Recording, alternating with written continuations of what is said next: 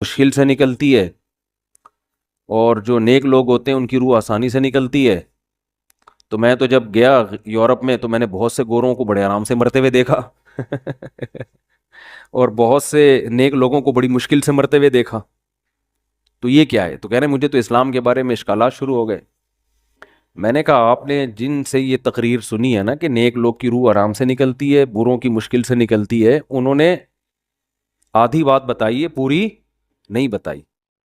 میں نے کہا یہ تو صحابہ کے دور میں نے کہا اگر آپ حدیثیں پڑھ لیتے، ایک آیت سے کبھی تھوڑی مسئلہ حل ہوتا ہے. آپ کسی کی ایک بات لے رہے ہیں، دوسرے موقع پہ جو اس نے تشریح کی ہے وہ آپ نہیں لے رہے. میں نے کہا معاذ اللہ، اگر کسی کی کوئی موت کی کسی کو بہت تکلیف ہو رہی ہے، یہ اس معاذ اللہ اس کے برے ہونے کی علامت ہے، تو یہ تو پھر کفر ہے. احادیث میں آتا ہے کہ آپ صلی اللہ علیہ وسلم کو موت کی تکلیف دوسروں سے زیادہ ہوئی ہے. آپ صلی اللہ علیہ وسلم فرمایا اوعکو کما یوعکو رجلان منکم، مجھے بخار میں اتنی تکلیف ہوتی ہے جتنی تم میں سے دو آدمیوں کو ہوتی ہے. آپ پر جب بیماری آتی تھی نا، آپ کو تکلیف دوسروں سے زیادہ ہوتی تھی. اور امی عائشہ رضی اللہ تعالی عنہا فرماتی ہیں کہ نبی صلی اللہ علیہ وسلم کا سر مبارک میری گود میں تھا جب آپ کی روح نکلی ہے، اور آپ کی جو میں نے موت کی تکلیف دیکھی ہے، جس شدت میں آپ جس تکلیف میں تھے، اس کے بعد مجھے کسی کی موت کی جو آسانی سے کوئی دنیا سے گیا ہو نا، اس کے مرنے پر مجھے کبھی رشک نہیں آیا. رشک کا کیا مطلب؟ کہ بھئی یہ اتنی آسانی سے چلا گیا تو اس کا مطلب یہ زیادہ اچھا تھا، اور معاذ اللہ آپ صلی اللہ علیہ وسلم کے اعمال کم تھے، تو یہ تو ممکن نہیں ہے نا. کہتے ہیں مجھے کبھی کسی پہ رش نہیں آیا کہ آرام سے مر گیا تو بہت نیک ہوگا. ٹھیک ہے نا، بہت مشکل ہے سمجھانا.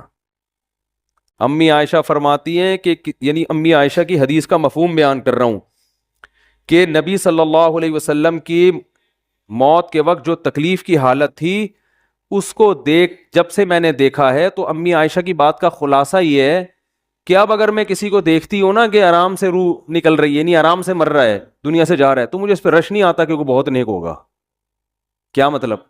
اس کا نیک عمل سے تعلق بولتے کیوں نہیں ہے. لیکن ہمارے ہاں سارا مدار کس پر ہے؟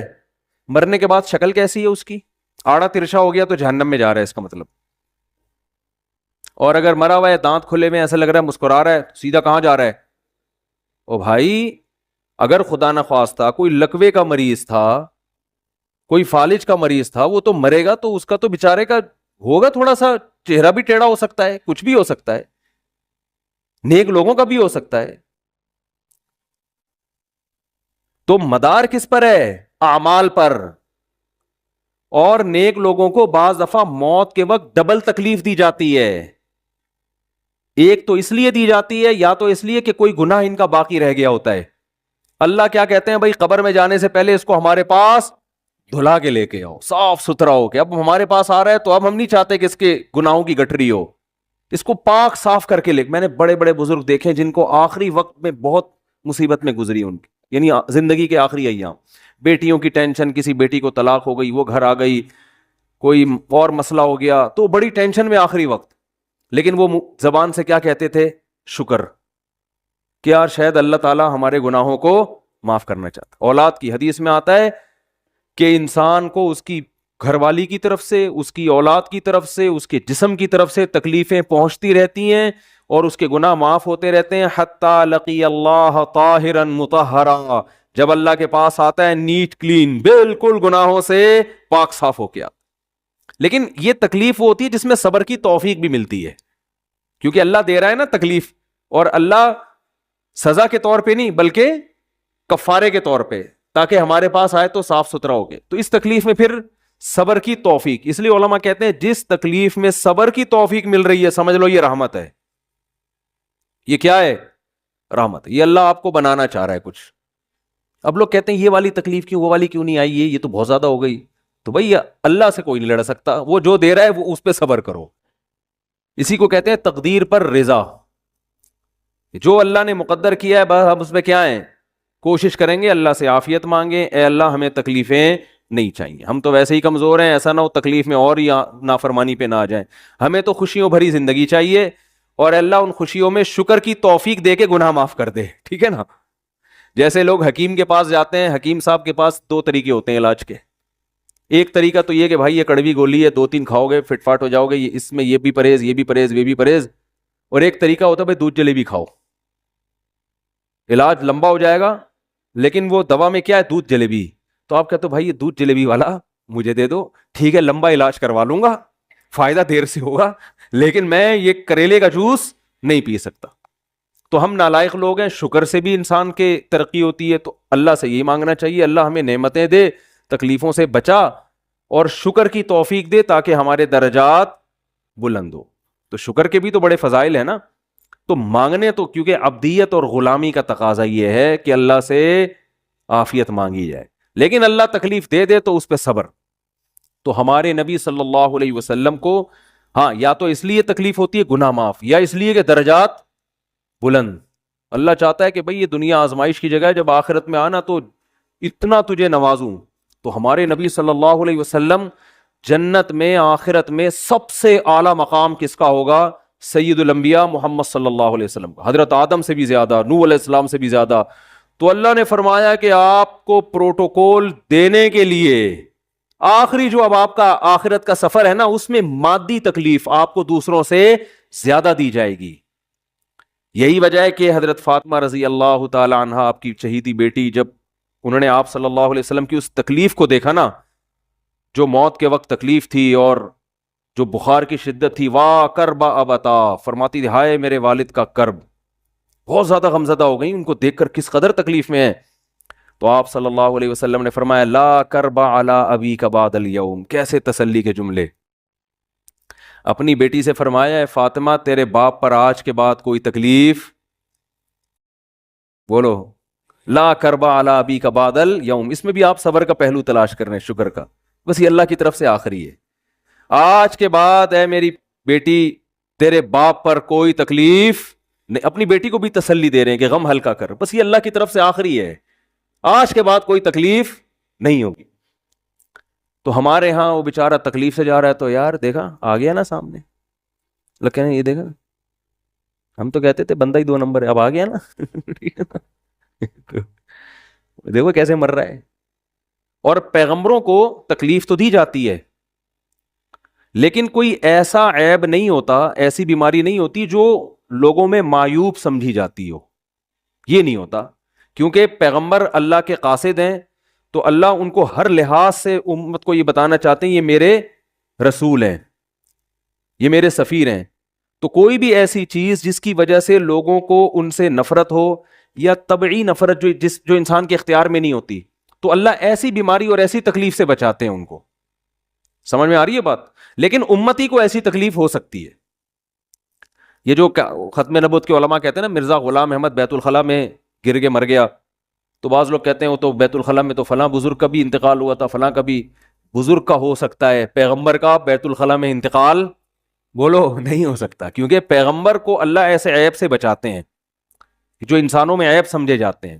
تو پیغمبر کو ایسی بیماری نہیں ہوتی, جیسے اچھوت کی بیماری ہے کہ کوئی ہاتھ نہیں لگا سکتا اس کو, ایسی بیماری پیغمبروں کو نہیں ہوتی. کوڑ کی بیماری پیغمبروں کو نہیں ہوتی, کیونکہ ایسی بیماری جس سے لوگ کھن کھاتے ہیں, ایسی نہیں. لیکن امتی کو ہو سکتی ہے, امتی کو ایسی بیماری ہو سکتی ہے, اللہ اس کے درجات کیا کرے گا؟ بلند کرے گا اس سے. مجھے ایک واقعہ کسی نے سنایا کہ ایک ہندو تھا, اس کو کوڑ کی بیماری تھی. کوڑ نہیں ہوتا, گوشت گلنا شروع ہو جاتا ہے, تو یہ بیماری پھیلتی ہے. تو اس کے رشتہ داروں نے بالکل الگ کر دیا اس کو, وہیں سے کھانا پھینکتے ایسے کر کے. کہیں تبلیغی جماعت گئی, ان کو پتہ چلا, وہ بیٹھ گئے اس کے پاس جا کے, اس کو کھلا بھی رہے ہیں پلا بھی رہے ہیں. تو وہ بڑا متاثر ہوا, یار سب نے چھوڑ دیا اور مسلمان ہو کے تبلیغ والا تو اکرام کا کوئی موقع الحمدللہ چھوڑ. اور پھر اس کا انتقال ہو گیا تھوڑے دنوں میں. اب دیکھو اللہ نے جو اس کو کوڑ کی بیماری میں ڈالا, یہ بیماری اس کے لیے رحمت بن گئی کہ نہیں بن گئی؟ تو کفر کی حالت میں کوئی اچھا کام کیا ہوگا اس نے, اس کے بدلے میں اللہ نے اس کو کیا دے دیا؟ کوڑ کی بیماری. اب دنیا کہے گی یار عام کافر جو اچھے کام نہیں کرتے وہ تو فٹ فاٹ گھوم رہے ہیں, اور یہ تھوڑا بہت خیال کرتا تھا, اس کو اللہ نے کیا دے دیا؟ بھائی اس کو دیا اس لیے کہ اللہ کو پتا ہے کہ جی کوڑ میں ہوگا تو تبلیغ والے آئیں گے, اس کی آؤ بھگت کریں گے, اور یہ کیا ہو جائے گا؟ اسلام میں داخل ہو جائے گا. تو اللہ کے کام ہے, یہ اللہ ہی بہتر جانتا ہے. تو بعض دفعہ اللہ تکلیف میں ڈالتے ہیں تاکہ آپ کے گناہ دھل جائیں.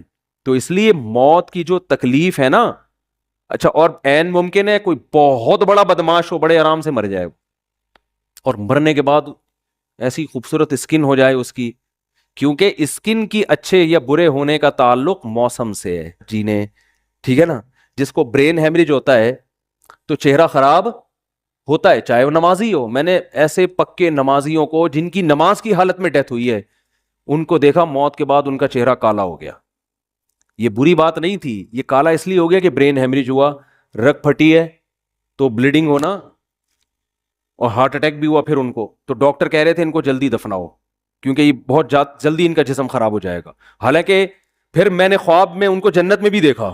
صحیح ہے نا. تو خام خامنہ لوگوں نے یہ چیزیں بنائی ہوئی. تبھی میت کو چھپانے کا حکم ہے, کیونکہ اکرام کرنا ہے نا, تو چہرہ مرنے کے بعد بگڑنا شروع ہوتا ہے.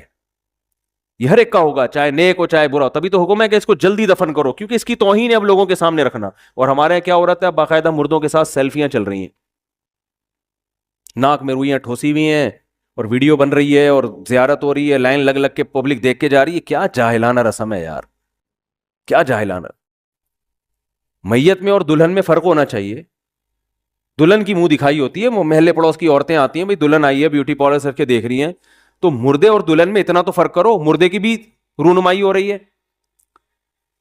تو یہ غلط رسم ہے. انتقال ہو گیا فوراً چہرے پہ کپڑا. ہاں, جو اس کے بہت قریبی لوگ ہیں, قریبی لوگ ایسا ہوتے ہیں کہ اگر وہ بدبو آ بھی رہی ہو, چہرہ بگڑ بھی جائے, ان کو نفرت نہیں ہوتی. بیٹے کو اپنے باپ سے نفرت نہیں ہوگی, چاہے جیسا بھی ہو, چہرہ جیسا بھی بگڑ جائے. وہ کہے گا یار میرا اس کا رشتہ خوبصورتی کی بیس پہ تھوڑی ہے. لیکن اجنبی لوگ جب اس کو دیکھیں گے تو چہرے کے بارے میں تبصرے بھی کریں گے. اور ایک صاحب کا انتقال ہوا, میں نے کہا جلدی دفناؤ, چہرہ نہ دکھاؤ. تو انہوں نے کہا لوگ کہیں گے یار لگتا ہے کوئی چہرہ بگڑ گیا اس لیے چھپا رہے ہیں. میں نے کہا اب تو اور چھپانا چاہیے, اس لیے کہ جس کا بگڑ جائے اس کو تو چھپائیں گے تو پھر لوگ یقیناً کہیں گے بگڑا ہوا چہرہ ہے. تو اس رسم ہی کو ختم کر دینا چاہیے. انتقال ہوا فوراً چہرے پہ کپڑا. ہاں, بیوی دیکھ سکتی ہے اپنے شوہر کو, یا بیٹے ہیں, یا اس طرح جو بھائی بہن ہیں قریبی, وہ دیکھ لیں. باقی پبلک سے چھپا کے اس کو فوراً کیا کرو, دفن. اب تو قبر میں جا کے بھی دکھا رہے ہوتے ہیں. یہ اجمیوں کی گندی رسم ہے, بری رسم ہے. گندی کا لفظ میں نے تھوڑا سا زیادہ سخت استعمال کیا, لیکن مجھے اس سے زیادہ ہلکا لگ نہیں رہا کوئی لفظ. عرب میں ایسا نہیں ہوتا. سعودی عرب میں جو ہے نا, عرب لوگ بہت سی چیزوں میں ابھی بھی اسلام کے بہت قریب ہیں, بڑے خاندان. ہم لوگ چونکہ ہندوؤں کے ساتھ زیادہ رہے ہیں نا انڈیا میں, تو بہت سی چیزیں ہم نے وہاں سے کیا لی ہیں جو مذہبی لوگوں میں بھی آئی ہیں. عرب میں یہ سسٹم نہیں ملے گا. آپ عرب میں جب تک زندہ ہے احترام, ادب, تمیز. انتقال ہو گیا فوراً سے پہلے دفنایا, قبر پہ تختی بھی نہیں لگاتے. وہ جائز ہے تختی لگانا, لیکن وہ بھی نہیں لگاتے. کہہ رہے ہیں اب اس کو تختیوں کی ضرورت نہیں ہے, اب دعاؤں کی ضرورت ہے. دعائیں ہوتی رہتی ہیں ابا کے لیے, صدقات و خیرات کرتے ہیں, ایسا صدقے کرتے ہیں عرب کہ آپ کی سوچ ہوگی. ایسی سخاوت ہے عربوں میں, اپنے ابا کے لیے, اپنی اماں کے لیے دعائیں کرتے ہیں. وہ میں نے بتایا نا, ایک واقعہ میں نے بہت پہلے سنایا تھا. جدہ میں کسی کے ہاں ٹھہرا ہوا تھا, سعودی عرب میں, پاکستانی تھے. وہ کسی عرب کے ساتھ 30 سال سے ملازمت کر رہے تھے.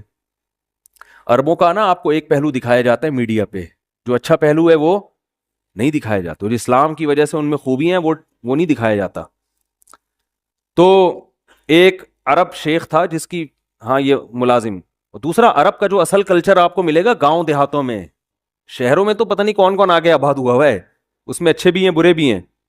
تو کہہ رہے ہیں میں نے دیکھا کہ وہ ایک عرب شیخ اپنی فیکٹری سے نکلا, میں تو ایک بھکاری آیا, اس نے اللہ کے نام پہ کچھ مانگا. اس کے پاس پتہ نہیں تنخواہ بانٹنے نکل رہا تھا کیا نکل رہا تھا, اس کے پاس بہت سارے پیسے تھے ریال.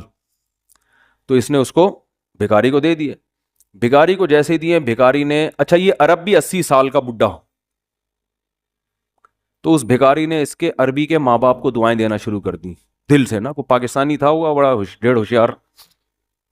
دعائیں دی, اللہ کرے تمہارے ابا کی مغفرت ہو جائے, اللہ کرے. تو وہ عرب کو اتنا اچھا لگا, اس نے اور دے دی. پھر وہ شروع ہو گیا, اللہ کرے تمہارے ابا وہ پھر اور دے دی. کہہ رہے ہیں اتنے پیسے اس بھکاری کو دے دیے. میں نے کہا یار یہ تو لاکھوں پتی بن گیا ہے, سارے پیسے ختم ہو گئے اس کے پاس, اور وہ گھنا دعائیں دیتا جا رہا ہے. وہ جو گھنا تھا نا وہ کیا کر رہا ہے, وہ بھی گھنا بن کے طبیعت سے دعائیں دے رہا ہے. وہ رونا بھی آ جاتا ہے پاکستانیوں کو, آپ کو پتا ہے. تو کہہ رہے ہیں وہ چلا گیا, پیسے ختم ہو گئے. سر بھی نے کہا اگر یہ میرے پاس اور بھی پیسے ہوتے نا, یہ دعائیں دیتا رہتا میں پیسے. بعض ایسے جذبات ہو جاتے ہیں نا انسان کے کہ اس کو لگتا ہے کہ شاید یہ دعا قبول ہو رہی ہے, بعض دفعہ ایسی کیفیات آ جاتی ہیں انسان کے اوپر. تو وہ پاکستانی تھے جنہوں نے مجھے واقعہ سنا, کہہ رہے ہیں یار ان کے اندر کوئی ان کے قریب رہے نا تو بعض چیزیں ان میں بڑی خاندانی. عربوں میں ماں باپ کا بہت احترام ہے, بہت. جتنے کسٹمر کے ساتھ بدتمیز ہوتے ہیں نا, باپ اور ماں کے ساتھ اتنے ہی اچھا سلوک کرتے ہیں. ایسا نہیں ہے جیسے زبان چلا دی اور یہ کر دیا. باپ بیٹھا ہوگا سب چپ کر کے آرام سے بیٹھے ہوں گے کہ باپ یہ بول بیٹا رہا ہے. ہمارے یہاں بیٹا باپ لگ, میں تو لوگوں سے پوچھتا ہوں یہ پہلے کیوں, کہ مجھے ایسا لگ رہا ہے آپ کا بچہ آپ سے پہلے پیدا ہو گیا, یعنی وہ باپ بنا ہوا ہوتا ہے. ٹھیک ہے نا, باتیں ایسے کر رہا ہوتا ہے کہ جو بیٹا ہے وہ باپ لگ رہا ہے, جو باپ ہے وہ بیٹا لگ رہا ہے. تو خیر کہاں سے کہاں بات چلی گئی, کیا بات کر رہا تھا. ارے یار یہ تو موضوع کو کوئی پکڑ کے رکھے, یہ بہت بڑی جاہل پیر کی بات تو میں نے شروع کی تھی, شیطان ہوا وغیرہ سب ہو گیا. ہاں یہ بات چل رہی تھی کہ موت کی تکلیف اگر کسی کو ہوتی ہے, میں یہ بتا رہا تھا کہ اسلام کی باتیں اللاجیکل بات اسلام نہیں کرتا. ہاں مذہبی لوگ بعض دفعہ ایسی باتیں کر کے لوگوں کو بیوقوف بنا دیتے ہیں, قرآن کی آیتوں کی غلط تفسیر کر لیتے ہیں کہ بھئی وہ اتنی تکلیف سے مرا اس کا مطلب وہ جہنم میں جائے گا, وہ نیک آرام سے مر گیا. تو قرآن و سنت سے ملتا ہے کہ نیک لوگوں کو موت کی تکلیف بہت دفعہ ہوتی ہے, زیادہ بہت دفعہ نہیں بھی ہوتی. اب یہ نہیں کہ کوئی آرام سے مر گیا تو آپ کہیں سیدھا جہنم میں گیا, اس کو تو تکلیف ہی نہیں ہوئی, یہ بھی ضروری نہیں ہے. ٹھیک ہے, اس کو بولیں یہ اللہ کی رحمت ہے, اچھا گمان رکھنا چاہیے نا کہ بھئی یہ اللہ نے پہلے ہی دھلا دیا اس کو. تو یہ جو موت کی تکلیف جس کو قرآن میں آتا ہے نا کہ برے لوگوں کو موت کی تکلیف ہوتی ہے, وہ روح نکلنے کی ہے, کہ جب عالم برزخ کی طرف روح جاتی ہے اور اس کو برزخ کی چیزیں نظر آنا شروع ہوتی ہیں تو پھر روح چاہتی نہیں ہے کہ میں جسم سے جدا ہوں, لیکن فرشتے اس کو کھینچ کے نکالتے ہیں. تو یہ عالم برزخ کی چیز ہے, اس کا اس مادی زندگی سے تعلق نہیں ہے. مادی زندگی میں تو کسی کے یہاں گولی مارو گے نا, ٹھا کر کے گئی نکل گئی مر گیا, اور کسی کو کیما بنا کے مارو گے تڑپا تڑپا کے تو تڑپ تڑپ کے مرے گا وہ. مادی زندگی میں کسی کو آگ میں پھینکو گے تو جل کے مرے گا, چاہے نیک آدمی ہو, اور کسی کی گردن اڑاؤ گے تلوار سے تو 1 منٹ میں کیا ہو گیا, ختم. لیکن جو اس کی روح نکل رہی ہے, خدا کے پاس جا رہی ہے, وہ منظر نافرمان کا بہت ہی بھیانک ہوتا ہے, اور نیک آدمی کی روح ایسے پرواز کرتی ہے, وہ اس کی تکلیف ہے. اور اس پہ میں ایک واقعہ بھی سنا چکا ہوں, دوبارہ نہیں سناؤں گا, کہ کیسے دنیا میں بھی اس کے مشاہدات ہوئے ہیں لوگوں کو, کہ کیسے ان کو آخرت کی چیزیں نظر آنا شروع ہو گئی ہیں اور وہ باتیں کر رہے ہیں, باقاعدہ بتا رہے ہیں فروح و ریحان و جنت نعیم. جو قرآن میں آتا ہے نا, فرشتے آتے ہیں اور اس کی روح قبض کرتے ہیں, تو وہ بعض دفعہ اللہ دنیا میں بھی دکھا دیتے ہیں. مفتی طارق مسعود صاحب کے بیانات سننے کے لیے youtube.com/مفتی طارق مسعود کو سبسکرائب کریں, اور اگر آپ لائیو ویڈیو کو کبھی بھی مس نہیں کرنا چاہتے ہیں تو سبسکرائب کرنے کے بعد بیل آئیکن پہ کلک کرنا مت بھولیں. جزاک اللہ.